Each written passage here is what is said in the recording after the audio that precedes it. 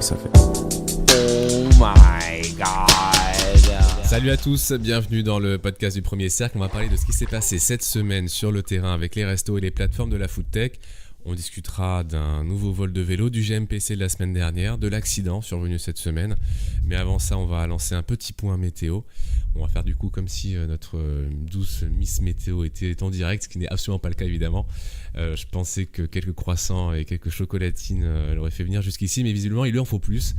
JR, c'est à toi, jingle. Pluie, pas pluie, mouille, mouillé, mouille, pas mouille, pluie. Conclusion, pluie, mouillé. Et salut à tous, bienvenue dans la météo officielle du Premier Cercle. Je vous retrouverai toutes les semaines en début du podcast pour faire un petit point météo. On m'a demandé de meubler, alors allons-y, c'est parti pour cette fin de semaine. Ça sera plutôt du beau temps qui va nous accompagner jeudi et vendredi. Des températures assez douces aussi, de 7-8 degrés en journée. Par contre le soir, attention, protégez-vous, il fera assez froid. Même 0 degré le vendredi et 1 degré le jeudi. À partir de samedi et pour ce week-end, ça sera plutôt morose, ça sera plutôt de la pluie sous forme d'averse pour samedi. Mais des températures assez douces en journée de 10 degrés. Et pour dimanche, pareil, assez douces les températures, mais aussi des averses de temps en temps. Pour la semaine prochaine, lundi sera sans pluie, mais très nuageux. Les températures seront de 9 degrés et 3 degrés en soirée. À partir de mardi, ça sera alternance de gris, de pluie. Des températures qui sont toujours assez hautes pour un mois de janvier, quand même, avec 9-10 degrés en journée. Et puis qui sont plus fraîches la soirée, avec 4 à 5 degrés. Bon, mais voilà, c'était tout pour moi. Je vous souhaite une bonne écoute du podcast. Et puis à la semaine prochaine. Pluie, pas pluie, mouille, mouillé, mouille, pas mouille, pluie. Conclusion, pluie, mouillé. Merci à toi JR, en tout cas c'était très sympa. On a tout compris, tout entendu ici, puisque évidemment nous sommes pas du tout en direct. Enfin JR en tout cas n'est absolument pas en direct. Moi j'ai adoré, Ouais, tel que c'était. sympa. Le jingle est pas mal aussi. Hein. On Ouais, le remerciera jingle, notre... voilà. Le style est cool, mais il y a une base au fond, j'aime pas. Ouais. Pour le sujet suivant, on va parler d'un vol de vélo cette semaine. Comme tous les vols de vélo, là c'est toujours dramatique, mais celui-là il a vraiment une saveur particulière. D'une part parce que c'était un VAE qui est donc assez cher, mais aussi et surtout parce que c'est celui de Titi qui s'est donc fait voler son vélo qu'il venait de recevoir et après avoir gagné donc un concours via Xendera. Et ça c'est vraiment pas cool. Alors vous allez me dire comment a-t-il fait ? Comment c'est possible de se faire voler un vélo que d'une part on a gagné et que de deux on a eu il n'y a pas très longtemps. Alors Titi, si tu écoutes cette partie du podcast, tu peux passer à la suite, hein, on en a pour quelques minutes, ça va être douloureux, on risque de remuer un peu le couteau dans la plaie. Mais voilà, vous allez me dire comment ça s'est passé. Parce que moi je ne sais évidemment absolument pas, je ne suis pas au courant, ce n'est pas du tout un ami à moi. Vas-y Sarah, je t'en prie. J'avais pas envie, mais bon, je vais être probablement cruelle. J'ai eu au téléphone le soir même. Et en gros, il m'a expliqué qu'il était au McDo au stade Chaban et qu'il a laissé son vélo à l'extérieur et qu'il a retiré, je sais plus comment il l'appelait, le moniteur. Ouais, le compteur, merci. Et du coup, s'il l'a avec lui, la personne qui utiliserait le vélo après coup, ne peut pas utiliser l'assistance électrique. Donc la personne qui s'est barrée avec son vélo s'est barrée en pédalant. Sans le cerveau du vélo, quoi. Ouais. Voilà, sans le cerveau du vélo. Il a laissé le cerveau derrière. Ouais, c'est ça. Et d'après Titi, il était à l'intérieur du restaurant et il fixait son vélo de l'intérieur. Et il a détourné les yeux de peut-être 10-15 secondes, le temps de récupérer la commande. Et quand il est revenu, il n'y avait plus de vélo. Ouais. Voilà. C'était un soir, hein, du coup, donc en plus... Oui, c'est un soir de prime. Ouais, un soir de prime, ouais. Ouais, et du coup, tu vois pas spécialement ton vélo parce que... Enfin bon, après, ça, on rentre dans le détail, hein, mais c'est con. Mais moi, personnellement, quand je suis dans un restaurant et que je laisse mon vélo comme ça devant, parce que ça m'arrive aussi comme tout le monde, personnellement, je le laisse pas... Enfin, j'ai remarqué, hein, mais je laisse pas mon vélo hors de ma vue, genre plus de 5 secondes. Hein. Vraiment, j'en suis incapable en fait, ça me fait vraiment stresser. Même, tu vois, même Sushi Design, tu sais, il y a 20 mètres, 15 mètres pour aller jusqu'au comptoir. Je te jure, je suis en moonwalk quand je regarde les gens. J'ai toujours l'œil, je tourne la tête comme ça. Je monte mon portable aux gens, je leur dis le numéro, bonjour, bonsoir, je reste poli, tu vois. Mais je suis en mode ultra stressé parce que là, c'est pareil, dans le Sushi Design, c'est. Mais il y a beaucoup de passages, c'est rue Esprit des Lois. Ouais. Voilà, c'est ça. Il y a peu de passages, mais on sait jamais. En plus, c'est des quartiers qui sont assez bien, mais il suffit de mal tomber. Voilà, tu vois, McDo, il est sur les boulevards. Moi, je pensais pas qu'il y avait possibilité de se faire voler son vélo ici parce qu'il n'y a pas de passage spécialement. Enfin, en tout cas, à pied. Non, après, voilà. Le McDo est fréquenté. Ouais. Le McDo en lui-même est très fréquenté. Ouais, mais bon, après, de toute façon, n'importe où, n'importe quand, par n'importe qui. Ah, mais tu vois, tu me dirais ce serait soir de match. Là, il y a une cahier de passage et tout, mais enfin bon, c'est pas de chance, quoi, franchement. J'ai un truc à ajouter. Je fais un truc, c'est peut-être débile, mais je pense que ça joue un peu. Quand je laisse mon vélo, je laisse aussi mon sac de coursière juste à côté, enfin vraiment collé à mon vélo. Et je me dis un truc débile, mais en même temps, je me dis un truc qui l'est un peu moins. D'une part, je me dis, si le sac est contre le vélo, ça peut gêner la personne peut-être 2-3 secondes, le temps de le bouger avant de prendre mon vélo. Donc peut-être que c'est les 2-3 secondes qui peuvent me sauver, ne serait-ce que pour identifier la personne qui pique mon vélo, d'une part. Et d'autre part, je me dis que ça a peut-être un effet psychologique, que la personne peut avoir davantage de remords à vouloir voler un vélo qui appartient à une coursière qui est en train de shifter potentiellement. Tu crois, Et que les gens peuvent davantage faire attention en se disant que, ok, c'est pas un vélo qui est posé là et qui n'appartient à personne, mais c'est quelqu'un qui est en train de taffer. Pareil, tu laisses les lumières allumées et tout. C'est quelqu'un qui est en train de taffer, qui ressort dans 3 secondes. C'est peut-être tendu de paf le prendre et de tu vois. Ouais, j'avoue. Je me dis ça après, peut-être que c'est idiot, mais moi ce que je fais c'est que j'enclenche mes vitesses dans un sens ou dans l'autre, ça aide, tu vois, si le mec il veut partir avec, ça ralentit, ça ralentit, il perd quelques secondes, le temps de voilà, il va dérailler, il va galérer, et après je le chope, je l'éclate. C'est pas bête. Je le chope, je l'éclate. Après en plus j'ai une tige de selle qui est super enfin je sais pas si ça décourage ça, mais honnêtement vu que j'ai des grandes jambes, j'ai une tige de selle en plus j'ai un cadre qui est un peu sloop, donc la tige de selle est encore plus sortie, et je pense que les mecs quand ils voient la gueule de la selle ils disent bon, ok, je monte même pas sur le vélo, ça sert à rien que je le teste. Donc, en plus j'ai les cales automatiques et tout. Mais toute technique est bonne de toute façon. On peut pas dire je vais pas le faire, c'est con quoi. Toute technique est bonne. Mais Paf il dit ça parce qu'il s'est fait griller la dernière fois devant le McDo. Et ouais, comme quoi, franchement, ça arrive à tout le monde. Et même moi qui suis quand même pas mal attentif en plus de mon vélo, mais il arrive que des fois, en fait, c'est un concours de circonstances en fait. On peut expliquer quand même ce qui s'est passé. Tu t'es fait griller, c'est-à-dire c'est un pote coursier, c'est Alex. Ouais. Bon, après, sur Alex les VAE, il va encore blague. perdre en notoriété. Il m'a fait une mauvaise blague. Non, mais après, c'est comme ça permet de rappeler en fait les bases. Il m'a fait donc une mauvaise blague là sur ce McDo. C'est un McDo que je vais très souvent où il y a 2 entrées en fait. Il y en a une côté boulevard et une côté petite rue, on va dire, qui est en travaux. Ouais. Et donc j'ai mes petites habitudes en fait du quotidien, et le vélo en plus je peux plus trop le mettre vraiment sur la vitre à cause en fait d'un nouveau guidon, enfin un guidon riser qui fait que le vélo ne tient pas debout.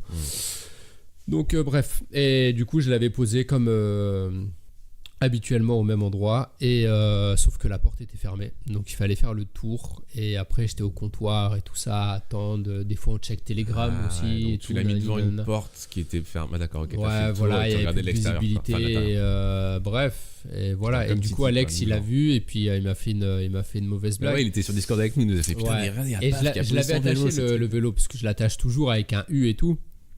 Mais il avait dû prendre le vélo sur l'épaule, je pense, et puis il me l'avait mis un petit peu à côté. C'est ça en fait, c'est ce qu'il nous a dit, c'est qu'il était attaché avec un U. Mais en vrai, le U, dans ce cas de figure-là, apparemment, tu regardais vraiment pas ton vélo. On était là, mais comment c'est possible que Paf il fasse ça, genre. Ouais. Mais du coup, voilà, c'est bien parce que ça remet un petit peu tout le monde d'accord. Et finalement, du coup, je fais plus du tout mes habitudes. J'ai changé de place pour le vélo. Je le mets à un endroit qui est un peu plus visible et tout. Et voilà. Enfin, en tout cas, pour dire que ça peut arriver à n'importe qui, n'importe quand. Voilà. Sachant qu'en plus, il y a 2-3 semaines, là, il y en a un moment qui s'est fait voler son vélo. Alors lui, c'est encore pire parce que c'est carrément des mecs qui sont rentrés chez lui. On a l'impression que c'est des trucs hyper chers, des reliques cherchées par tout le monde. Ils sont rentrés dans l'appart et ils ont braqué 2 vélos. Il était en train de pioncer et il s'en est rendu compte trop tard. En fait, il a vu des gars dans l'appart et c'était trop tard. Les vélos étaient déjà pris. Donc peut-être qu'ils auraient pris autre chose en plus s'ils avaient eu le temps de le faire, mais c'est branque quoi. C'est branque, ça en finit pas ces vols de vélo. Enfin, non, je pense qu'il faut qu'il y ait une prise de conscience quoi. Non, ouais, une prise de conscience et pas avoir trop de laisser aller. Ouais, mais il y a plein de nouveaux que je vois qui laissent leur vélo comme ça, et une nana notamment une fois devant le Edmond. Et alors si elle écoute le podcast sans rancune, hein, mais je lui ai dit, j'ai pas pu m'empêcher de lui dire. Et on était un dimanche soir, et voilà, dans le Edmond, elle est rentrée à Gambetta. Elle est rentrée tout au bout du couloir du Edmond, qui fait je sais pas combien de mètres, et t'as pas le temps. Mais en plus, là, devant ce resto-là, les dimanches soirs, il y en a plein qui se sont fait voler leur vélo comme ça. Et en plus, c'était si je me trompe pas, c'est un Connago, je crois. Mais il n'y avait pas des coursiers devant qui attendaient des courses. Non, il n'y avait personne. Pas forcément. En fait, Et personne. Moi, je suis arrivé après, en fait, j'ai vu le vélo comme ça. J'ai fait putain, il est pas mal ce vélo en vrai. Un petit vélo des années 90, et un truc vraiment sympa. bien équipée et tout, et peut-être qu'elle n'a pas conscience qu'elle a un beau vélo, je sais pas, mais au final, voilà quoi, faut vraiment avoir conscience que ça va très très très très vite. Ensuite, le GMPC, le guide Michelin des pick-up cancer, le petit questionnaire qu'on vous pose toutes les semaines, ou pas du tout toutes les semaines en fait, parce que je n'ai aucune régularité sur ce petit questionnaire, mais en tout cas on en a fait un la semaine dernière sur le Masaniello. Donc on va en parler, Massa pour les intimes. Donc avant de donner les résultats, je précise que ce questionnaire a été soumis avant que le podcast ne sorte, puisqu'on en a parlé dans le podcast de la semaine dernière. Donc les personnes qui ont répondu n'ont pas eu le temps d'écouter Sophie critiquer la sauce tomate du Masaniello. Donc aucune influence là-dessus. Les restos, donc les précédents restaurants qui ont été notés, c'était le Edmond Gambetta qui est sorti avec 71,1% de taux de satisfaction, on va appeler ça comme ça. Kokomo 63,3% et Osteria 46,1%. Et donc le Masaniello s'en sort un petit peu mieux que l'Osteria à 49,6%. Ça m'a un petit peu surpris, mais bon, il y a quand même pas mal de personnes qui ont voté. On n'a pas eu moins de gens, donc voilà. Ça reste un questionnaire viable. C'est peut-être à cause du parking vélo. Parking vélo, je vais te dire, ouais, on est à 60%. Tiens, par rapport 60%. à l'Osteria, il n'y a pas photo. Ouais. L'accueil 42,5. Vitesse d'exécution 38,7 et qualité d'emballage 57,9. Alors on pourrait peut-être faire un petit classement des pires qualités d'emballage, pires que vitesse d'exécution, etc. On pourrait peut-être d'autres trucs. Parce qu'ils sont vraiment pourris les emballages du Masaniello. Hein. Je sais pas, c'est des pizzas. Donc, pas pire que l'Osteria, tu vois. En fait, t'as des cartons à pizza, bon, c'est un petit peu standard, mais t'en as qui sont plus épais que d'autres. Et ceux du Masaniello sont vraiment très fins. Ils font aussi des pizzas qui sont un peu coulantes. C'est peut-être aussi la pizza qu'ils font à l'intérieur qui est horrible parce que... Effectivement, c'est des pizzas qui sont très artisanales et donc très, très coulantes. Mais leurs cartons sont vraiment plus fins que la plupart des autres cartons. Ouais. Je crois que ceux qui ont les cartons les plus balais, je crois c'est les Basilic et peut-être Pizza Hut. Basilic, c'est son pas mal. Non, Pizza Hut, c'est chaud, mec. Hein. J'en ai pris une fois une immense là, qui devait faire 2 mètres de long et dans le Blaol. Et en vrai, elle rentrait à peine dedans à la verticale. On l'a entendu. Lapsus. On l'a entendu. Quoi, je vois pas de mal. Une pizza, ça se met à la verticale. Non, à l'horizontale. Et dans le sac, du coup, malheureusement, avec l'humidité, en fait, le carton s'est un peu plié. Et ben, évidemment, quand je suis arrivé, on n'était pas plié en deux du tout, la pizza. Hein, mais ça fait chier de sortir le carton et de voir qu'il y a un petit coude, tu vois, sur le truc. Moi, ça me daille, tu vois. Donc, enfin, pour le client, quoi, quand tu payes une pizza 18 balles ou 20 balles, ça craint quand tu es arrivé dans cet état-là, quoi. Ensuite. Ouais, j'en profite pour enchaîner. Ouais, vas-y. Ton délire de la pizza, ça me fait penser à mon shift Uber du vendredi soir. On m'a mis une mauvaise note parce que j'avais eu trop de pizza et j'ai pas voulu refuser la commande pour une pizza de trop, on va dire. Genre le rack prend 5 pizzas, j'en avais 6. Je me suis dit bon, on va tasser un peu histoire de quand même livrer les gens et qu'ils aient pas à attendre longtemps avant d'avoir leur commande, sachant qu'elle était prête. Et je livre la personne. Le gars tout content, bon ça va et tout, c'est pas trop compliqué, il fait froid, hein, ouais ça doit être compliqué et tout, bon c'est très gentil pour la pizza et tout. Il rentre et il me met une sale note, le con. Connard. Pizza, non pas pizza mais commande endommagée, mal livrée ou je sais pas quoi, mais j'avais le seum. Enfin du coup je l'ai vu beaucoup plus tard mais est-ce que t'es sûr que c'est lui parce que non j'en sais rien mais si c'est lui je le défonce. Si c'est lui je lui crache dessus. Elle sait où t'habites. Non j'ai oublié. J'ai oublié malheureusement. Mais plus globalement, je voulais parler des primes Uber parce que je me suis laissée tenter à cause d'une double prime. Donc ils ont réussi à m'appâter un petit peu. Il y avait la prime au mois parce que ça fait un moment que j'ai pas shifté avec Uber et du coup ils m'offrent une prime si je fais un certain palier de commandes avant mi-février. Ouais, je l'ai reçu aussi il y a pas longtemps là. Ouais. On est pas mal à l'avoir reçu en fait. Et du coup, il y a aussi des primes par soir. Donc, il y en avait une vendredi soir, une samedi soir. Je pense pas qu'il y en avait dimanche soir, il me semble. Non, une vendredi soir et une dimanche soir, mais pas samedi soir. Samedi soir, il y en avait une, mais elle était légère. Elle était légère, il me semble. Ouais. Putain, je sais même plus quel jour. Je sais que j'ai fait vendredi. J'ai presque fait les 15 vendredis. Non, je crois que samedi, il y en avait une, mais très légère. D'accord. Ok. Bon, quoi qu'il en soit, j'avais cédé à cette prime et j'ai shifté 4 heures d'affilée, sauf que c'était vraiment un shift très frustrant, très épuisant, il pleuvait, très stressant et au final j'ai fait 65 € en comptant la prime en 4 heures, ce qui n'est pas fou. Et le lendemain soir je me suis dit bon je vais shifter 4 heures de Deliveroo et en 3h30 j'ai fait les 65 € mais en prenant mon temps, en étant à l'aise, sans stresser et sans ces mauvaises notes qu'on peut te mettre derrière en fait. Donc, C'est marrant parce que moi, avec Deliveroo, justement, ça me ferait du bien, tu vois, de changer un peu de plateforme de temps en temps parce que, voilà, comme je change de vélo, tu sais, tu roules différemment en fait, c'est con. Et je suis pas en train de faire. au-delà, non, mais c'est marrant que tu dises ça parce que moi, je suis dans le cas inverse. En fait, c'est-à-dire que là, je sature de roues parce que je vois toujours les mêmes restos, etc. Enfin, en plus, c'est con, mais l'application, voilà, moi, elle me saoule un petit peu. Et je trouve celle de Beurre mieux faite. Et du coup, j'aimerais même faire une petite pause pour rouler avec eux un petit peu. Je suis pas d'accord avec toi. Voilà, mais tu vois, et je pense que dans un mois, enfin, si je roule 100% Uber dans un mois, je dirais l'inverse et je dirais, je reviens chez vous parce que la Tu elle me vas saoule. tenir une semaine. C'est sûr. Mais en ce moment, ils font des primes costauds, il n'y a pas de. Enfin, Il faut pouvoir les faire. Et je sais que moi j'ai bataillé pour avoir la prime la plus basse et que c'était même pas de ma faute. J'étais sur Discord avec Rémi et j'étais en train de péter un câble. C'est-à-dire que tu fais tes commandes, tu es relativement rapide, tu sais où tu vas, tu fais les bons choix même si tu n'as pas autant de choix que sur Deliveroo et pourtant pour faire 10 commandes ou 12 ou 15, tu galères. Tu galères énormément. Bon, à voir. Après, ouais, c'est vrai qu'il y en a un que j'ai croisé qui m'avait dit qu'il roulait. Celui qui est en V-Cube. Putain, je sais plus comment il s'appelle. J'ai pas son nom, dommage. J'avais pas prévu d'en parler. À Lille. Moret, ouais. Voilà, qui roule 100% V-Cube. Le mec est à mi-temps. Mais à mi-temps, il se fait un plein temps en fait. C'est-à-dire qu'il roule 4 jours ou 4 jours dans la semaine, je crois, du jeudi au dimanche, mais il fait que les soirs. Et il doit bombarder, vraiment, parce que. Il a la niaque, ouais. Ah ouais, de ouf. Et il sort de bons trucs parce qu'il fait les primes en fait. Voilà. Et il arrive à faire les primes. Et c'est ça qui me gêne. C'est que. Tous les paliers, mais. Un shift Uber sans prime, c'est vraiment. C'est de la merde. C'est misérable. T'es pathétique. Tu vois tes cacahuètes, tu vois l'effort que t'as fourni, tu te sens très mal. T'es vraiment dans un état de frustration. Tu prends ta douche, tu dors. Mais nous, on était sur Discord, du coup, moi, je voulais juste dormir vraiment. Alors que j'ai eu une prime. Mais ça passait à peine. Donc si tu l'as pas, c'est vraiment t'es le dernier des miséreux. Ouais. Mais j'ai oublié ce que je voulais dire. Non, mais en fait, c'est ce problème des primes paliers, c'est que ça me rappelait beaucoup l'esclavagisme en fait, dans le sens où on fait des belles primes. Donc du coup, il faut que tu les atteignes pour être bien payé parce qu'elles sont assez conséquentes, mais du coup le prix de la course en lui-même est extrêmement bas. Donc c'est un peu comme des esclaves, tu vois, qu'on paye au lance-pierre mais qu'on lui dit si tu finis ton taf jusqu'au bout, on te paye bien en fait. Merci Paf, c'était l'idée que je voulais développer. Non mais vraiment. Ça existe dans d'autres milieux, je crois, j'avais entendu ça dans les milieux des développeurs de jeux vidéo, etc., où tu as des grosses opérations sur des jeux vidéo qui coûtent bien cher.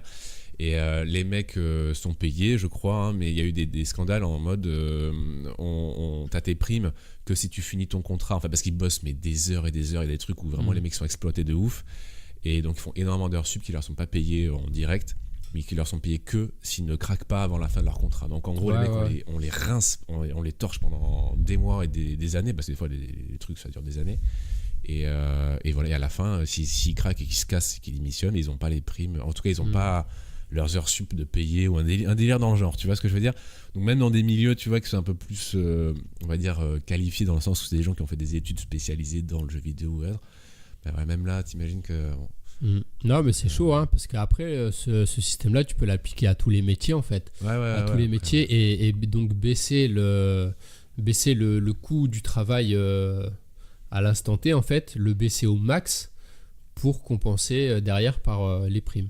Enfin, ce que j'appelle en gros, tu sais, le travailleur, un peu comme l'âne avec sa carotte devant. et non, mais en plus de ça, j'avais déjà donné mon avis là-dessus, comme quoi, en plus, c'était anticoncurrentiel quand tu es indépendant et que tu as tes clients et compagnie. Du coup, c'est des pratiques qui sont anticoncurrentielles. Donc, mais c'est très frustrant quand même de savoir que tu dois absolument arriver, ne serait-ce qu'au premier palier, pour faire un shift correct et viser vraiment le dernier palier pour vraiment te rincer. Et surtout savoir que ça dépend pas de toi. Ça dépend pas de ta vitesse, ça dépend pas de ton efficacité. Ça dépend des restos, ça dépend du dispatch, ça dépend des mecs qui sont sur le terrain. C'est très d'ailleurs, dimanche, c'était assez cool. Pour ça, on avait des distances qui étaient relativement courtes dimanche soir. Et pas d'attente au restaurant, c'était un régal. Ouais, c'était et je me suis fait. Ça dépend. Ouais, alors moi c'était en roue, mais sinon c'est la réflexion que je me suis faite, c'est que en gros finalement, c'est pas spécialement la distance, j'ai l'impression. Ça fait chier quand t'es payé des cacahuètes. Non, mais voilà, faut que ça sonne, quoi. Mais voilà, il faut que ça sonne et que t'aies pas d'attente au resto parce qu'il y a rien en fait, il y a vraiment rien de plus énervant de speeder pour aller au restaurant, enfin speeder rouler pour aller jusqu'au resto à ton pick-up. Et puis derrière, t'attends comme un con. Tu perds tout le temps, tous les feux que t'as grillés, tous les stops. Mieux. Tu vois, où t'as pris des risques, tu perds tout Excuse-moi. en 2 minutes, 1 minute. Tu peux te désassigner, s'il te plaît? On a du retard. Ça, j'ai entendu une fois hier soir. Ah, moi, Excuse-moi, tu j'entends peux te régulièrement désassigner, ça. s'il te plaît? J'ai éteint la tablette Ouais. Mais ça, c'est un truc de resto. Ouais. Et... Du coup, voilà, c'est ça. L'énervement, souvent, il vient de là, en fait. Non, en Et vrai, ça va, dimanche soir, j'étais c'était. chill. C'est, Je me suis assez énervée vendredi, c'est bon. Mais sur une commande, ça va. Sur 2 commandes, ça va. Mais quand on fait, je sais pas combien dans la semaine, à la fin, vas-y, les gars, putain, c'est pas. c'est l'anarchie. Soit c'est le resto, soit c'est la tablette, soit c'est la plateforme, mais au final, voilà, c'est toujours le même qui bouffe et c'est nous. Mais bon, là, on est encore en train de râler, ça va pas, Oui, c'est vrai. c'est de la merde. Non, par contre, on va parler d'un sujet. C'est bon, pardon, vas-y. Non, mais le sujet suivant, du coup, qui est bien plus grave que nos petits problèmes de course et de la vie de tous les jours, c'est un accident qui a eu lieu à Pessac cette semaine. Je pense que tout le monde est au courant, mais il fallait qu'on en parle aujourd'hui dans le podcast. C'est celui d'un coursier Uber qui est décédé suite à un accident pendant qu'il livrait. On voulait en parler rapidement, on va pas raconter l'accident ou quoi que ce soit, mais au moins dire que après les obsèques qui auront lieu mercredi, donc avec sa famille, etc., il y aura une marche silencieuse dimanche qui sera je crois que c'est le 27 hein, voilà, c'est ça. Il n'y a pas encore d'heure de fixer ni de lieu, ce sera en centre-ville. 16h, on part sur bon, peut-être, voilà, en tout cas ce sera confirmé sur Telegram et sur les groupes qui existent via Facebook, etc. Mais voilà, donc il y aura quelque chose qui sera fait en mémoire de ce garçon qui avait 19 ou 18 ans, je sais plus, un truc comme ça. De ça dire de conneries, mais voilà. Donc voilà, donc c'est effectivement c'est important de rappeler que ce métier est un métier hyper dangereux et là c'est malheureusement c'est gravissime quoi ce qui se passe. Donc je sais, on connaît pas exactement les sources, on peut pas dire. Ouais, faudrait pas trop s'avancer quoi. Voilà, est-ce que c'est le GPS, est-ce que c'est lui, est-ce que c'est le camion, est-ce que c'est voilà. Ce mais qui au est fait final, est fait. Voilà, ce qui est fait est fait et c'est. Peu importe qui est le fautif, quoi qu'il arrive, on fait un métier à risque, c'est voilà, tout. court. Et voilà. Tout court. Et voilà. Il faut en prendre conscience avant de shifter. Bon, je sais que toi, t'en es très conscient, mais il faut se rendre compte que quand on sort shifter, on prend un risque pour gagner de l'argent et il faut toujours essayer de maîtriser le risque au maximum. Donc ceux qui sont expérimentés savent quand ils prennent un risque et ils le maîtrisent. Par exemple, s'ils passent dans un croisement, ils savent s'il est dangereux, si même des fois on se souvient de la fréquence à laquelle les feux changent de couleur, des choses comme ça, qui passent en général et tout, et du coup on sait à peu près quand passer, quand pas passer, quand griller, quand pas griller, quand accélérer, quand freiner. Et c'est là on a des réflexes. C'est ces réflexes-là. Mais ouais, mais en fait, vas-y, finis ta phrase. On a des réflexes aussi. Par exemple, moi, il y a plusieurs fois où j'ai failli me prendre des portières alors que je bombardais sur les boulevards. Et t'as quelqu'un qui ouvre une portière comme ça sur les boulevards, mais je vois pas la portière, c'est mon corps tout seul qui déporte le vélo sur le côté. Ouais, c'est du réflexe. Et du coup, j'évite l'accident et je me rends compte après qu'il y a une putain de portière qui s'est ouverte sur le chemin et je suis bien contente d'avoir ces réflexes-là. Et justement, le problème de ces réflexes, c'est qu'on a tendance à se reposer dessus. Et c'est normal, hein, parce qu'au fil des heures, etc., et des journées, t'es fatigué, heureusement qu'ils sont là. Mais par contre, voilà, comme tu dis, il y a des feux auxquels on est habitué, un rythme en fait, auquel on est habitué, sans parler du rythme même de la ville en fonction des heures, etc., sur lequel on parlera peut-être tout à l'heure. Mais voilà, tu connais un croisement, tu passes parce que tu sais que tel piéton est vert, donc lui va passer au rouge, nana. Tu fais même pas attention presque, parce que tu roules, tu es concentré sur ton trajet. Et au final, ce réflexe-là fait que, manque de chance, t'as un mec qui crame le feu. Ou alors voilà, tu vois, un paramètre, le pourcentage une circonstance, ouais. Je suis pas en train de dire que c'est automatique. En fait. Oui, justement. C'est-à-dire que t'as les automatismes, mais t'es toujours prudent. C'est-à-dire que moi, j'utilise beaucoup l'ouïe. T'es un peu plus vigilant, quoi, en fait. Ouais, quand je dis que je passe des croisements, c'est juste qu'il y a des croisements où je suis plus prudente qu'à d'autres, parce que j'ai failli me prendre une bagnole, parce que... Enfin bref, le croisement où j'ai eu mon accident, il est juste à côté de chez moi. Je fais gaffe à chaque fois maintenant, parce que je sais qu'il y a des voitures qui foncent alors qu'elles ont absolument pas le droit de foncer. Mais même quand t'as un croisement où tu sais que ça passe et où tu sais que t'as l'habitude de passer et où ça se passe bien, j'ai toujours Louis qui est là pour détecter une voiture qui débarque. C'est un bon pote, je te le présenterai. Non, mais je peux entendre une voiture qui arriverait et je fais attention à ça. C'est juste qu'il y a des croisements. Bon, c'est vrai qu'il y a des croisements où je passe avec les 2 écouteurs et bon, et alors après, voilà, non, mais moi personnellement, on me dit souvent, ouais, Louis, c'est important, etc. Moi, honnêtement, j'ai roulé pendant vachement longtemps avec des oreillettes. Enfin les deux, parce qu'aujourd'hui j'ai un kit Bluetooth là pour le Discord et tout ça. Mais La qualité est pas ouf d'ailleurs. Hein, la qualité est pas ouf. ah, merci, j'ai acheté spécial Je suis désolée. Wineproof et tout, Je genre suis contre le désolée. vent et C'est tout. la même qualité que Sam. Toute la soirée, j'ai cru que c'était Sam qui parlait. Ah, putain. Et Sam, il a un truc pété. Donc, Mais en tout cas, ça pour dire que du coup, ouais, au niveau de l'ouïe, c'est effectivement c'est important parce que tu sens si t'as quelqu'un qui roule derrière toi ou quoi, machin, tu vois, c'est voilà. Mais honnêtement, au niveau des croisements, etc., je m'en branle complet. Moi, je me fie absolument pas à l'ouïe. Enfin, si j'ai un casque, on va dire, qui va m'obstruer complètement l'audition, je dis pas parce que ça doit être très inconfortable, mais par contre, je me fie uniquement au regard, vraiment. Je sais que je peux m'avoir du son à fond dans les oreilles, j'entends rien autour de moi, je vais conduire de la même façon, parce que justement, je me fie pas à l'ouïe, parce que justement, au contraire, je vais me reposer là-dessus. Il y a plein de fois justement où, enfin je vais arrêter de dire justement, mais il y a plein de fois où justement, j'ai failli avoir des cartons parce que j'avais enlevé mes oreillettes et que j'étais habitué à regarder en fait autour de moi. Alors, et une fois les oreillettes enlevées, tu repenses à utiliser ton ouïe et à partir de là, tu te trompes parce que tu t'entends pas une voiture et que tu te dis je l'entends pas, c'est bon, je regarde pas. Bah si en fait parce que c'est une voiture électrique, enfin j'exagère. Je ne repose pas que sur l'ouïe, il y a aussi la vue. Quand il y a des lumières dans un croisement, tu vois les lumières, t'entends le bruit. Mais c'est une question d'habitude. Après, là vous parlez des accidents sur des trucs qu'on voit pas arriver à temps.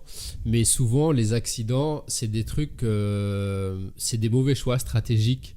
Moi, à chaque fois que j'ai eu des accidents, c'est des trucs que j'ai déjà vus et où j'ai mal anticipé en fait. Je pense, je sais pas, je pourrais vous en raconter plein comme ça, mais ça va être une voiture que j'ai dépassée. Donc je l'ai dépassée, je l'ai vue la voiture. Et sauf qu'elle a fait demi-tour juste quand je l'ai dépassée. Voilà, donc elle m'a foncé dans le cul, quoi. Une fois, c'était dans un rond-point. J'ai vu deux voitures arrêter un rond-point. Je les ai vues. Je me suis dit, bon, du coup, je vais accélérer, je vais passer à côté d'elle, quoi, pour sortir de la zone de danger. Au moment où j'arrive à leur niveau, elle démarre. Tu vois, c'est que des trucs comme ça. Une fois, pareil, il y avait une voiture devant moi, je lui colle un petit peu au cul. Et je commence à m'énerver sur les voitures qui étaient garées à côté. Parce qu'il y avait des voitures qui étaient garées sur la voie de bus. Et qu'est-ce qui se passe ? La voiture donc devant moi à qui je collais au cul, elle met son clignotant pour s'engager dans une entrée de parking. Et les voitures qui initialement étaient garées sur le côté ont démarré à ce moment-là. Donc les voitures se sont foncées dedans en fait. C'est ça. Et moi j'étais derrière, la route était mouillée, j'avais une commande dans le sac. J'ai pilé et j'ai fini contre la lunette, tu vois. Donc en fait des fois c'est des trucs qu'on voit. On est là et vrai, puis on fait des mauvais choix. Contre la lunette. Ouais, contre la lunette de la voiture, ouais. Ok, c'est quoi la lunette de la voiture ? Tu sais, c'est la vitre du coffre en fait, enfin le haillon. Okay. Et pare-brise arrière ? Non. Pare-brise arrière ? Non, la lunette arrière. On dit un pare-brise quand c'est devant. Ouais, quand c'est devant, ça je me disais c'est con. À l'arrière en fait. Okay. Mais donc des fois, faut pas trop chercher. Des fois, l'accident, on voit la zone de risque et parfois on fait des mauvais choix et qui malheureusement sont souvent fatales. Ouais. Mais c'est vrai qu'après tu peux pas forcément t'y attendre tout le temps. Moi aussi j'ai des anecdotes comme ça avec des voitures que tu vois arriver et tu te dis elle va pas le faire. Et en fait si. Voilà, elle le fait quoi. Et au final tu te retrouves comme un con. C'est juste par orgueil en fait. Et en plus moi souvent je suis très con sur la route et j'attends vraiment le dernier moment et je fais en mode est-ce que tu vas vraiment le faire et c'est vrai que tu te mets en danger comme ça en fait souvent. Donc c'est pour ça faut pas forcément chercher d'explications et tout. Souvent, tu sais, les accidents, ils sont jamais par choix. Quand l'accident il doit arriver, il arrive. C'est le destin. Et puis après, c'est le karma. Faut savoir chuter. Ouais, ça c'est correctement, important. histoire de pas péter son vélo, de pas se péter la gueule non plus. Ça c'est important. Ouais, mais tu sais que j'ai remarqué un truc d'ailleurs qui, du coup, moi qui suis un peu catalogué par certains. Gros chuteur. Voilà, spécialiste en chute. Coursier en carton à ski. C'est absolument pas vrai. Non, mais au final, j'ai remarqué du coup ces derniers temps que quand t'as la tête qui est moins prise par des papiers que tu dois faire, des trucs comme ça, voilà. Complètement. Tu tombes beaucoup mieux. Vraiment, enfin, c'est con, hein, mais vraiment, je me suis moins blessé sur les chutes que j'ai fait récemment que parce que j'avais moins de trucs qui me prenaient la tête que quand sur les périodes où t'es pas très bien ou alors t'as 3000 trucs à faire en même temps. Enfin voilà, bref, t'es pris consciemment ou inconsciemment. Ouais. Mais moi personnellement, je sais que ce genre de truc, ce genre de phase de ta vie, ça te fait que tu roules différemment, voilà, et tu attires l'accident de merde. Parce que je me suis vraiment cassé la gueule plusieurs fois là, 2-3 fois récemment. ou que ça aurait pu être assez violent. Je n'ai strictement rien eu. Mais après, bon, j'ai remarqué là, mais voilà, ça fait longtemps que j'en suis conscient, mais on va dire que là, je l'ai testé et ça marche vraiment, vraiment, vraiment. Parce que j'ai fait des chutes de merde à la rentrée, peut-être à cause de la taxe d'habitation, j'en sais rien.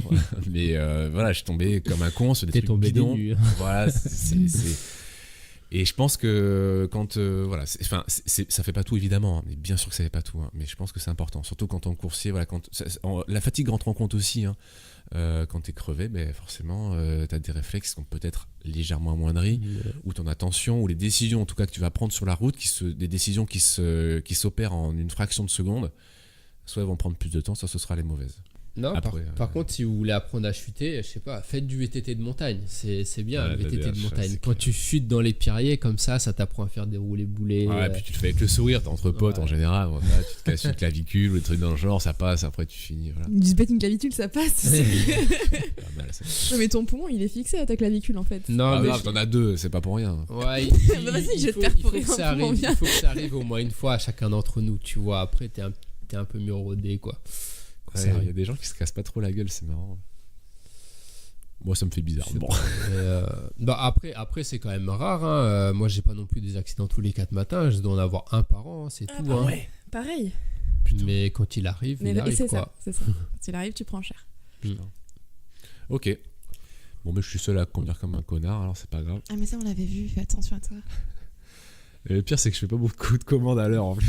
Le pire, c'est que je prends des risques. Merde, c'était dans l'autre sens. T'inquiète pas. Il est où ce putain de numéro? Fait chier. C'est vrai, comparé à certains, je roule plus vite et finalement, je fais moins de commandes à l'heure, donc c'est vraiment pas qu'une question de vitesse. Pas qu'une question de vitesse.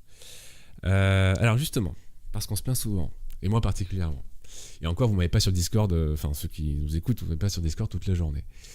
C'est aussi pour prendre un petit peu de recul. Je vais vous poser une question très simple. Qu'est-ce que vous kiffez dans votre travail? Dans le taf de coursier, quand vous allez rouler, qu'est-ce que le matin, tu sais, ou le soir, qu'est-ce qui vous enjaille, qu'est-ce qui vous motive? Avec sa longue barbe, je vois. Non, bah écoute, déjà, moi, à la base, je viens du vélo. Dans ma famille, on a tous fait du vélo. De toute façon, on a tous baigné dans le vélo. Donc, cyclisme plutôt ouais, vraiment, ouais. Mon grand-père, mes oncles, mon père et tout ça, on fait du cyclisme en compète. Donc forcément, c'est un espèce de terreau fertile pour le cyclisme. Moi, après, j'en ai beaucoup fait, que ça soit du vélo taf. Beaucoup de vélo taf. J'allais faire mes courses à vélo et tout ça.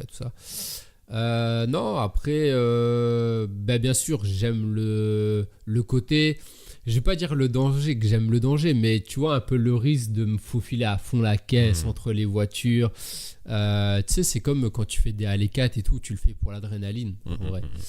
Voilà. Et après, il y a un petit truc qui me fait sourire, c'est parce que bien sûr, on attend tous cette cliente qui t'attend en petite tenue, quoi.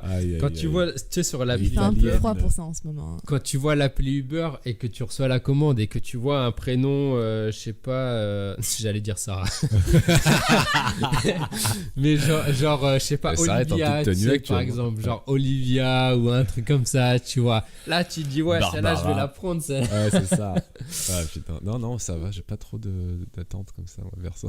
J'essaie de rectifier, de poser. Tu peux nettoyer ton esprit vite fait, s'il te plaît. Sortir de tes fantasmes, si jamais. Non, c'est vrai que ça fait partie des petits trucs en plus. Ouais, il y a beaucoup de mecs, je pense, qui doivent faire livreur de pizza juste pour ça. Je sais pas. Ça, je sais pas. Bambino, si tu nous écoutes. Ah, d'accord. Oh, à l'époque. Oh, tu te souviens de lui à l'ancienne.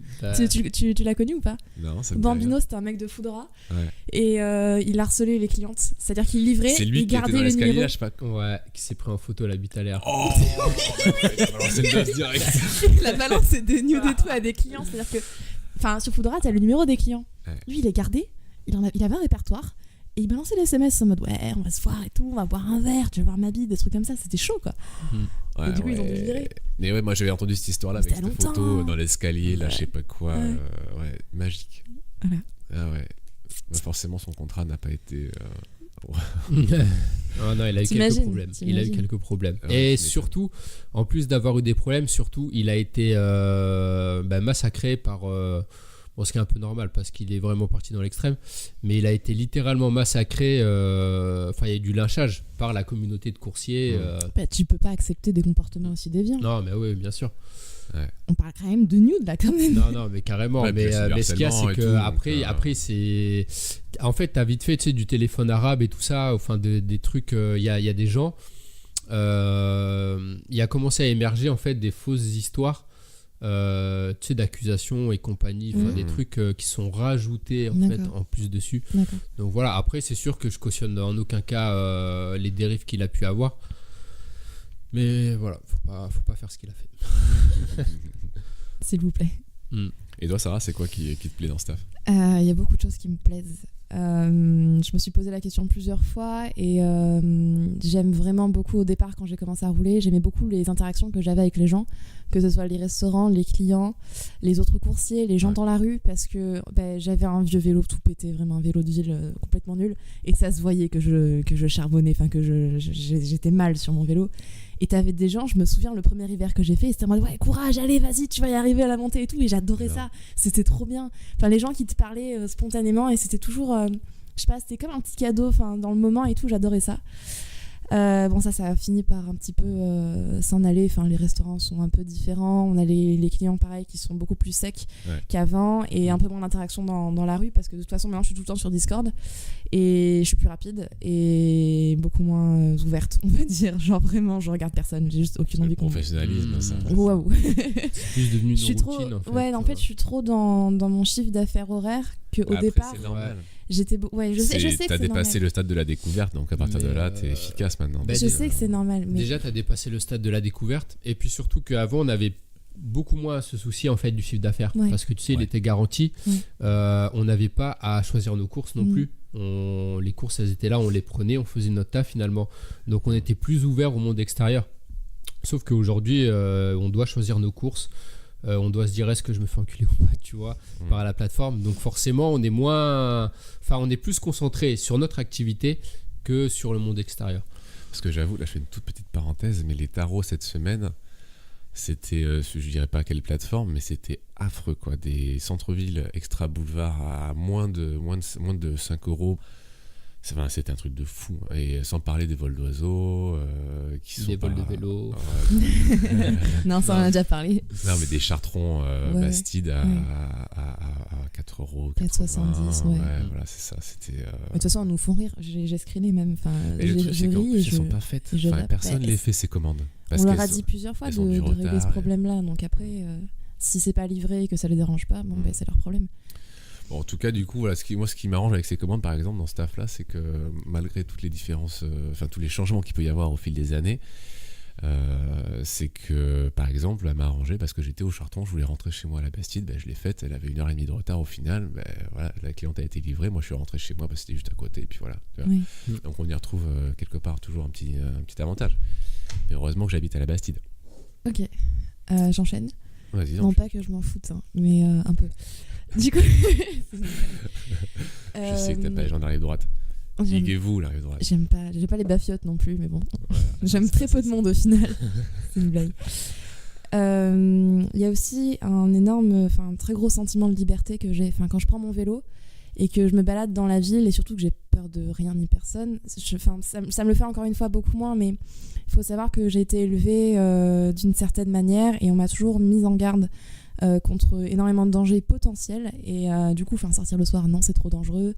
Faire du vélo toute seule, non, c'est trop dangereux, machin. Enfin, vraiment, j'ai eu des parents très protecteurs à ce niveau-là, et ça me bloquait énormément. Et le fait de shifter, de traîner des fois à minuit, 1h du matin, de quand même faire des livraisons, et qu'il m'arrive rien du tout, ça m'a vraiment mis en confiance comme pas possible. Enfin, je saurais pas expliquer mieux Non, que mais ça, je comprends. Ouais, bah, en plus, c'est mais lié à la j'adore forme ça. à la liberté que tu éprouves quand tu roules, quoi. C'est que tu vas où tu vas, ou en tout cas tu vas tranquillement à vélo toute seule, voilà, et tu. Enfin, ouais, c'est Après, t'es tranquille, moi je trouve, c'est ça, stuff. Bordeaux, c'est une ville qui est très calme aussi. En hein. plus de ça. Bordeaux, c'est vraiment une ville. Enfin voilà, t'es à 21h30, tout s'arrête.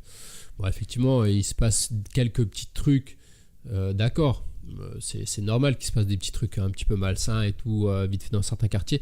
Mais de manière globale, Bordeaux est une ville très, très, très safe en fait, par rapport aux autres villes de France, parfois même des villes plus petites. Sauf le samedi. C'est un petit peu compliqué à gérer. Non, mais Bordeaux, c'est vraiment une ville très, très, très, très safe. Hein. En plus, on le voit en France. Regarde, tous les samedis, il y a Gilets jaunes. Il y a des heurts violents, il y a des feux, il y a de la casse, il y a des trucs comme ça. Et là, tu shifts à 21h, tout est nettoyé, tout est propre, il n'y a plus une trace. C'est vrai. T'évites juste les débris de verre et puis c'est abusé. Donc on vit en plus dans un pays où même quand tu as des heurts violents ou des trucs comme ça, 2 heures après, tu vois, c'est le monde des bisounours quoi en fait. Donc ouais, non, mais même pendant, les gens ils marchent tranquille. Oui, parce qu'à chaque fois quand il y a les manifs, c'est toujours marrant. Tu vas sur le point chaud, et puis après tu vas 50 mètres à côté, t'as la vie qui continue son cours. C'est genre les gens ils sont en terrasse, pépère. Ouais, non, vous faites le bordel là-bas, ok, bah nous on est là, on prend notre petit café. Je sais pas si ça se passerait comme ça dans d'autres pays, tu vois. Si c'était. Non, mais. Enfin voilà, il n'y a pas de crainte à avoir sur Bordeaux, pas trop. C'est très assez calme, il n'y a pas de quartier ultra chaud, il y a des quartiers chauds, mais il y a pas de quand même, il faut rester prudent, les gars. C'est quand même pas. C'est pas Paris, quoi, tu vois ce que je veux dire. Après, c'est très localisé ici. Genre, je sais pas si tu vas. Et encore, même franchement, je dis aux aubiers, c'est sûr, quand t'es en bac, tu vois des mecs qui attendent avec les voitures et tout ça, qui font les choufs. Forcément, t'as de l'appréhension et c'est tout à fait normal d'ailleurs. C'est tout à fait normal d'en avoir. Mais voilà, tant que tu les fais pas chier, de toute façon, ils te feront pas chier. Les aubiers, je te le laisse. J'y suis allé 2 fois, j'y retourne plus. Ouais. Je te le dis. Mais il y a des quartiers, il est hors de question que j'y mette les pieds, surtout à partir d'une certaine heure. Mais... Bref. Surtout que, bon, en plus, t'es une femme et voilà. Un peu... Non, je veux pas faire du féminisme. Juste un peu, vraiment. Mais est-ce que t'as déjà vu, par exemple, au pied des immeubles, des femmes faire le chouf, par exemple? Tu vois, non. En général, c'est des mecs. Faire le chouf. Ouais. C'est pas mal cette expression. C'est-à-dire? Tu sais, quand il y a du deal. Ah, ok. Quand il y a du deal, que t'as des mecs qui sont là en bas pour surveiller, tu sais, pour se passer le mot. Tu sais, je pensais que c'était faire le coq. Genre. Ouais, pareil. Genre, tu sais, tenir les murs en mode, quoi. Moi, je suis là, c'est mon immeuble. Mais non. C'est un peu ça. Je sais pas, quand tu passes dans le petit centre commercial, là, par exemple, du Grand Parc, à partir d'une certaine heure, t'as des mecs qui sont en poste. Et quand ils te voient y arriver, des gens qui sont pas du quartier, parce qu'ils connaissent pratiquement tout le quartier, ils se sifflent en fait entre eux, les mecs. Ouais. Et voilà, tout ça pour dire que voilà, si t'es une nana, c'est sûr que oui, c'est plus chaud. Les mecs qui sont en bas, c'est des mecs en général. On n'a jamais vu, je te dis, du souffle fait par des nanas, tu vois. Donc c'est normal. Il y a une histoire de mamie une fois, non? C'est pas une histoire de mamie qui vendait de la drogue? Il y en a peut-être eu. Non, après, par contre, en général, les femmes sont des. Elles font le. Elles tiennent, tu sais, elles sont locataires de là où ils font la découpe et tout ça, là. D'accord, ok, après, je ne m'y connais pas bien là. On déborde un peu du sujet là. Non, on déborde un peu. Dernier point.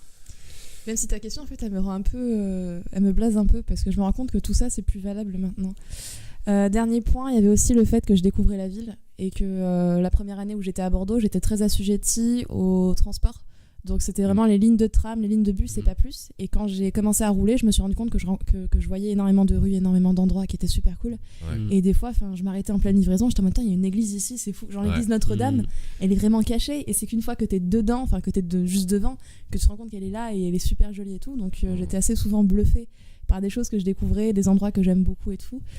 Mais du coup, c'est plus le cas. Et encore, t'as pas l'histoire de toute la ville dans les rues, etc., avec tous les cours d'eau qu'il y avait, etc. Enfin, c'est juste fou quand tu te balades là et que tu connais un peu l'histoire, c'est génial.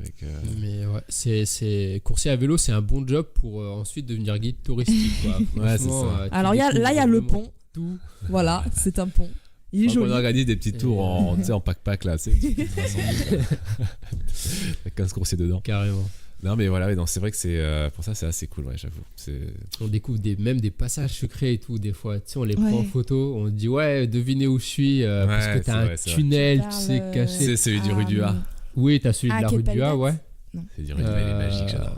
Je la connais pas. Vous montrerez. Ouais, du coup j'ai pas le nom de la rue, mais. De l'hôpital là. Ça s'appelle passage de l'hôpital. Ah ouais, c'est. En fait, le passage de l'hôpital, il est juste. Il y a un resto d'ailleurs qu'on livre. Et qui est rue du A, juste à côté en fait. Okay. Et donc t'as ce passage avec ses néons et tout à l'intérieur. J'ai pas de néon dans celui que je. Moi, c'est vraiment. Tu passes à peine en fait avec la largeur Alors du celui-là, guidon. il est peut-être du côté du quartier Saint-Pierre, peut-être. Je pense. Celui que tu parles, ouais. Je pense, ouais. Il y en a Je comme pense, ça. Dans les petites ruelles. Et ouais, et puis en plus, vu que c'est une ville qui est vieille, bah, t'as plein de trucs comme ça en fait. Contrairement à New York ou des villes aseptisées où c'est droit. Ouais. Et par contre, ce qui est cool, et je me faisais la remarque en regardant une vidéo l'autre jour, c'est que à chaque carrefour, l'avantage que t'as dans des grandes villes comme ça récentes, c'est que t'as une visibilité qui est énorme. T'as peu d'angles fermés en fait qui t'obstruent la vue. Et du coup, tu peux t'engager sur un carrefour à balle. Ou à peu près parce que tu sais que les voitures vont arriver à telle vitesse, etc. En plus de ça, en général, vraiment dans le cœur du centre-ville, ils roulent relativement lentement. Contrairement ici où tu peux avoir des gens qui roulent à 80-90. Bon, peut-être que je me trompe après, hein, je dis peut-être des conneries, mais dans les vidéos, en tout cas, tu as l'impression que ça roule chill. Tu vois, il y a un rythme qui est à peu près semblable entre chaque voiture. Et ça a l'air assez confort pour rouler. Alors, ici, du coup, ça devient des avantages, mais voilà, du coup, ouais. Où on avait un petit... T'as pas répondu à la question. Hein ? T'as pas répondu à la question. Oui, mais j'y répondrai la semaine prochaine. Non. Parce que là, on arrive à une durée de podcast qui Allez, est un petit peu trop élevée. c'est pas grave. Non, moi j'adore rouler, j'adore le monde du coursier parce que je trouve que c'est surtout la communauté et il y a d'autres personnes qui sont d'accord avec moi sans forcément s'en rendre compte directement. Mais je pense à Giovanni avec qui je parlais. Qui en a un petit peu marre de staff parce que pour plein de raisons, mais notamment celle qui croise moins ses potes, etc. Bon, moi, l'avantage que j'ai, c'est que comme lui, je croise moins mes potes parce qu'il n'y a plus les quartiers, etc. Mais par contre, j'ai Discord et du coup, je vous retrouve sur Discord régulièrement. Et ça, c'est cool parce que honnêtement, rouler tout seul, c'est vraiment, vraiment difficile en fait. Au début, ça va, mais au bout d'un moment, t'en as marre parce qu'il y a des jours où tu croises personne. Enfin, tu croises que des gens que tu connais pas. Et du coup, tu parles pas spécialement avec eux, ou alors tu taffes, tu taffes, et t'es plus là pour t'amuser au final, parce que moi, clairement, quand je roule, quand je sors de chez moi, je sais que je vais triper parce que je vais croiser des potes sur la route et qu'on va se taper des barres parce qu'on va se revoir le soir ou machin. Et puis voilà, et ça, c'est vraiment cool. Parce que tu bosses, mais j'ai envie de dire, t'as pas vraiment l'impression de travailler. Après, c'est le principe même d'un travail que t'aimes, tu vois, donc logiquement, c'est. Voilà. Mais je pense que c'est vraiment le principal point, sans parler du fait que effectivement ce soit dangereux. Moi, ce que j'aime bien aussi, malheureusement, mais je reviens pas là-dessus. S'il n'y avait pas cette petite truc de danger, ça flatterait pas mon ego en fait, de me dire j'ai réussi à faire ça, tu vois. Et c'est con, mais même quand je m'embrouille avec les voitures et tout, la dernière fois j'ai fracassé un rétro rue du Loup d'une meuf qui voulait pas se serrer. Je le fais rarement. Mais voilà, tu te fais respecter et c'est des interactions en fait qui se passent tout au long de la journée. Alors c'est peut-être un peu un télo de dire ça comme ça, d'analyser la situation comme ça, mais voilà, toutes les interactions que tu vas avoir, elles vont égayer ta journée. Tu vois, ça va être un petit peu de piment dans ta journée en fait. Et du coup, fracasser un rétro, c'est ma petite touche. Voilà, moi, chacun fait comme il veut. Il y en a qui cassent des pare-brise s'ils veulent, voilà. Mais bon, j'exagère parce qu'il faut pas le faire, mais je trouve que ça peut mal tourner après. Donc faut le faire intelligemment si vous le faites. Mais tu mets un coup de coude et tu tailles. non, faut regarder s'il n'y a pas quelqu'un derrière la voiture parce que des fois ils sont et si le mec devant il s'arrête, le derrière aussi, il te bloque. Après il t'éclate la gueule. Mais non, voilà, au final c'est le petit danger qu'il y a qui est toujours cool, mais ouais, et puis voilà, parce que dans un bureau, comme je l'ai dit, j'ai fait des boulots de bureau pendant assez longtemps, pendant des années, et j'avais jamais connu cette forme-là de liberté, etc. Et en plus de ça, le vélo, c'est un truc que j'ai en moi, le vélo, et du coup, rouler toute la journée, ça me pose aucun souci. Au contraire, j'ai besoin de ça. Moi, si je roule pas pendant une semaine, déjà quand je prends mon week-end de 2 jours, déjà j'ai besoin d'aller shifter après. Mais c'est pas, shifter ou aller rouler tout court. Donc, voilà, j'ai besoin de ça. Donc forcément, je peux dire du mal par rapport à la façon, à la tournure que prend le travail par rapport aux plateformes, par rapport aux tarifs, etc. Mais au final, ce taf-là, je le kiffe plus que tout, tu vois. Donc il y a pas de. Je pense que c'est un sentiment qu'on partage tous les trois de toute façon. Ouais. Sinon, on n'aurait pas tenu aussi longtemps. Ça prend une petite tournure drama, nostalgie, je sais pas quoi. Moi, je suis hyper blasée. J'entends ma voix, j'ai l'impression d'être sur FIP, là, tu sais. Le mec qui parle posé comme ça. Ça m'a blasé. C'est un bouillon de culture maintenant. Bah, du coup, vous vouliez en parler, on a Bobby qui quitte Bordeaux. Oui. Ouais, mais il reviendra. Mais ouais, mais je pense. C'est sûr. Il avait dit qu'il faisait des allers-retours. Bah, moi, j'aime Vous bien allez parce qu'il a lâcher un état salement. d'esprit je trouve cool. Il est positif comme garçon, ça fait plaisir. Et en plus, il l'exprime. Il y en a plein de gens positifs, mais qui restent discrets. Et c'est pas grave du tout. Mais ce qui est bien avec lui, c'est qu'il l'exprime et c'est cool. Oui. Voilà, mais écoutez, le podcast est terminé pour cette semaine. On se retrouve sur Telegram, Facebook, SoundCloud, YouTube. On va poster ça un peu partout comme d'habitude. Sur les internets. Exactement. On se retrouve la semaine prochaine. En attendant, prenez soin de vous et ride safe. Ciao, ciao. Ciao. Salut. Yeah.